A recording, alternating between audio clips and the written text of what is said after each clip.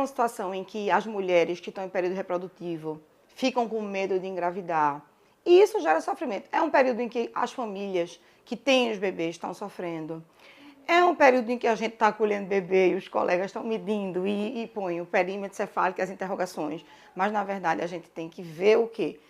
Que tipo de microcefalia essa criança tem? Se é uma microcefalia verdadeira, só a microcefalia, numa estatura normal e num pezinho normal, ou se é uma criança toda pequena. Então, a gente tem que afastar a causa genética para depois pensar nas outras coisas. Existe a ocorrência da questão da infecção viral. Aí, a minha questão em relação à genética nem é puxar a brasa para a genética ou levantar a bandeira da genética, mas é dizer assim, até que ponto, não é, uma população de uma cidade que é polo médico está passando por uma coisa dessa. Então é um negócio assim meio louco, entendeu? Nós somos polo médico, então é uma coisa eu não sei, muito estarrecedora, muito assustadora.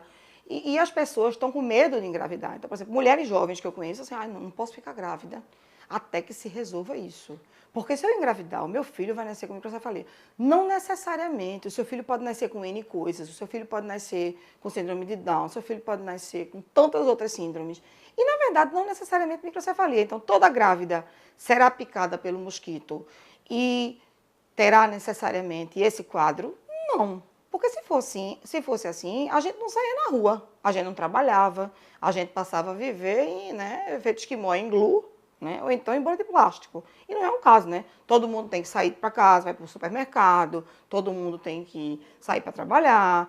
A mulher está no mercado de trabalho, então não existe mais isso de ficar em casa cuidando de menino, porque está uma coisa que mudou. Então, eu acho que existe a situação, é uma situação real.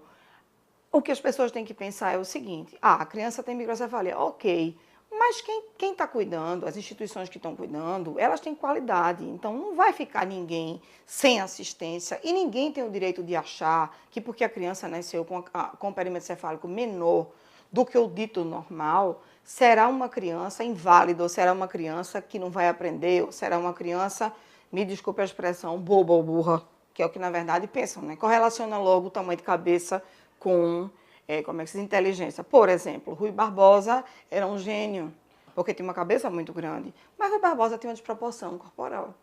Ele tinha um corpo muito pequeno, um rosto muito pequeno em relação à cabeça. Ele era macrocéfalo, né? Então você tem os extremos, micro e macro.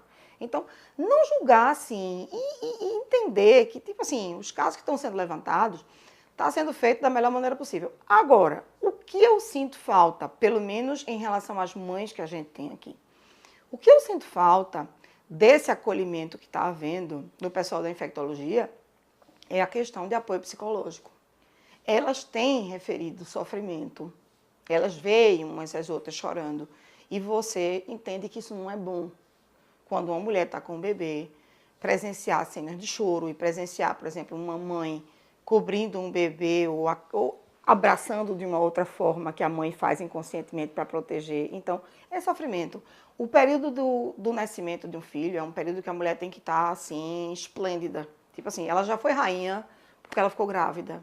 Quando ela amamenta, ela tem que estar plena e absoluta. Ela não tem que estar perturbada se a cabeça é pequena ou grande. Ela tem que estar absurdamente ótima, né? Então, tipo assim, para quem tem um filho com microcefalia, não é o que a gente sonhou, mas não tem nada perdido nem nada acabado, não. Quando você acredita que a reabilitação é de verdade e quando você acredita que existem profissionais capazes de fazer uma criança que não anda, andar, de fazer uma criança que não fala, falar, de fazer uma criança que não enxerga, enxergar e que não escuta, escutar, minha filha, tudo fica mais fácil.